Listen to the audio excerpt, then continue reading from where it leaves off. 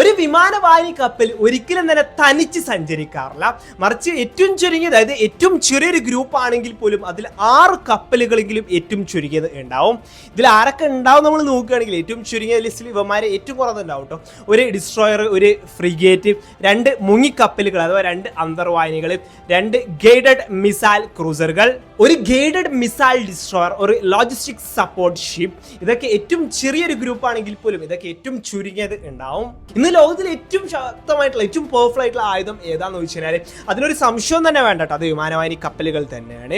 ഇന്ന് ലോകരാജ്യങ്ങളുടെ എല്ലാം തന്നെ കയ്യിലായിട്ട് 6 ടൈപ്പ് ഓഫ് വിമാനവാഹിനി കപ്പലുകളാണ് ഉള്ളത്. അതിൽ ഏറ്റവും പവർഫുൾ ആയിട്ടുള്ളതാണ്, ഏറ്റവും വലുതാണ് സൂപ്പർ കാരിയറുകൾ.